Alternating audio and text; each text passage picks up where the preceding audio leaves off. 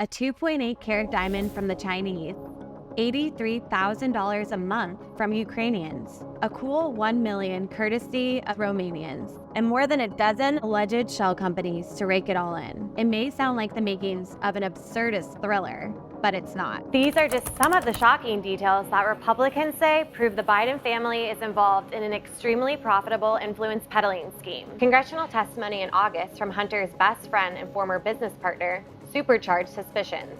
And it's convincing some Republicans that it's time for the I word, impeachment. For decades, the Biden family's coffers have ballooned in the lucrative orbit around Washington, D.C. A financial services giant, MBNA, hired Hunter after he graduated from Yale in 1996. The Delaware-based corporation was also then-Senator Joe Biden's largest donor, and that was just the start of Hunter's profitable career path. Fast forward to late 2013, Hunter flew on board Air Force Two with then Vice President Biden to China. It was one of at least 15 countries Hunter traveled to on Air Force Two with his VP father. Hunter met with Chinese investors and joined the board of a financial firm controlled by the Bank of China.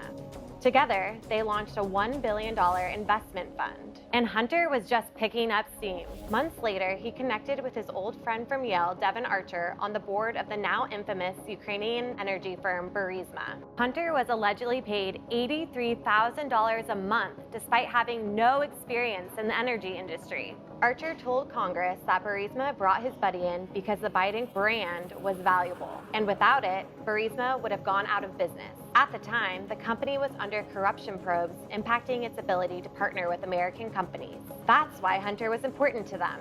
People would be intimidated to mess with them if the Biden name was attached to the firm, testified Archer. In early 2015, Hunter hosted a dinner attended by Burisma executives in D.C. And what do you know? The vice president showed up. Archer said that Joe Biden joined at least 20 phone calls with Hunter as he wined and dined clients from Washington to Paris. Dear Hunter, reads a note from a Ukrainian executive. Thank you for inviting me to D.C. and giving me an opportunity to meet your father and spend some time together. That December, VP Biden touched down in Kyiv, where he delivered a dramatic anti-corruption speech. He eventually gave an ultimatum to the president of Ukraine. And Joe even bragged about it after he left the VP's office. About 6 hours, I said, I'm leaving in 6 hours. If the prosecutor's not fired, you're not getting the money. Oh, son of a got fired. Now, Shokin himself has accused Joe and Hunter of being behind his firing and accepting bribes. Then, in 2017, Hunter inked his most bankable deal yet. Chinese energy firm CEFC hired him and his uncle Jim. Over 14 months, they were paid $5 million, and Hunter was gifted a 2.8 carat diamond worth $80,000. It wasn't until the 2020 presidential election that the first allegations implicating Joe Biden emerged. Tony Bobulinski, an ex-business partner of Hunter, claimed he also worked on the CEFC deal and said Joe Biden was directly involved in it. He says there was a 2012 meeting to discuss, quote, the Biden family business plans with the Chinese, of which Joe Biden was plainly familiar, at least at a high level. Bobulinski also shared an email from another Hunter associate referencing a money-sharing agreement between Hunter and the, quote, big guy Joe.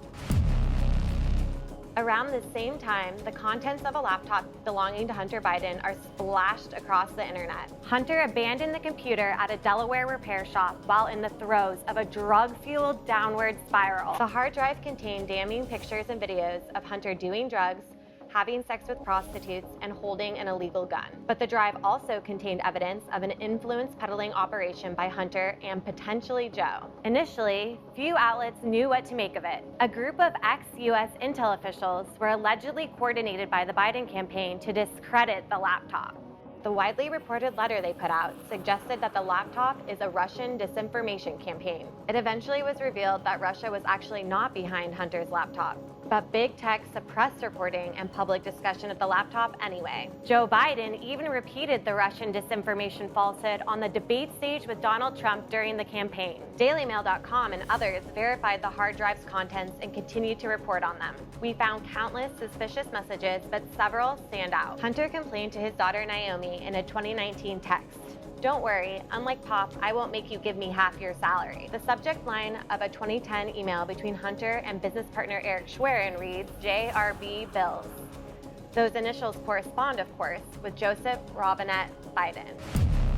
When Republicans took control of the House in early 2023, they launched an investigation into the Biden family's business dealings. They claimed to uncover over 20 shell companies and fake accounts created while Joe Biden was vice president. It's through this intricate web that foreign interests allegedly funnel money to the Biden family. There's $10 million from Chinese and Ukrainian entities and another $1 million from Romania. Bank records reveal millions from Russian and Kazakhstan oligarchs too. Hunter even got a $142,000 Porsche days after Joe sat down for dinner in DC with his business associates. At least 12 Biden family members are reportedly on the receiving end of this gushing torrent of cash. Republicans estimate that the Biden family's total take through the crime syndicate could reach $40 million. Then, another bombshell. Republicans publicized an internal FBI form detailing an alleged $10 million bribery scheme. A, quote, highly credible FBI informant recounted a conversation with a top Burisma CEO from around 2015. The executive allegedly called Hunter stupid and dumber than his dog, but says Hunter was hired to, quote, protect us through his dad from all kinds of problems. And the protection allegedly came at a steep price, $5 million each to Hunter and Joe, according to the FBI source.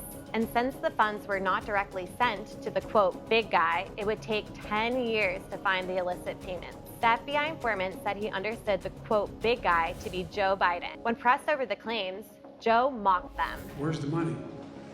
I'm joking. Mr. President, It's a bunch of malarkey. Republicans point to 16 specific instances they say Joe Biden has lied about not being aware of his family's business schemes. Hunter could face between 6 to 10 criminal referrals by the end of the GOP-led probe.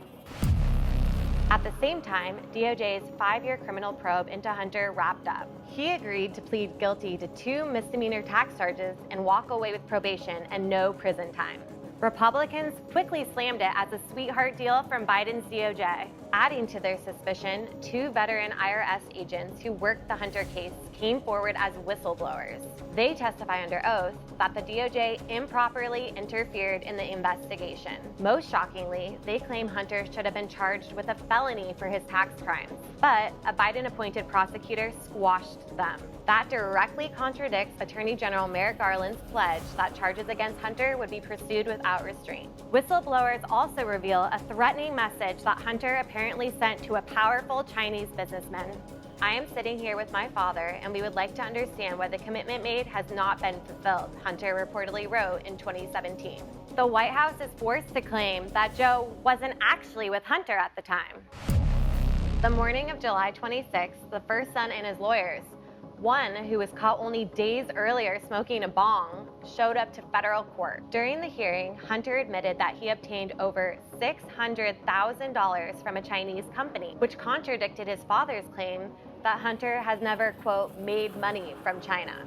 But that was the least of their concerns. Buried in the deal was a clause suggesting that Hunter would be granted blanket immunity from any potential future charges. It was too much for the judge, who then rejected the deal, and Hunter was forced to plead not guilty. Due to increased scrutiny, AG Merrick Garland then promoted Hunter's top prosecutor, U.S. Attorney David Weiss, to special counsel status. Without a plea deal, Hunter may now face more serious charges brought by the newly appointed special counsel.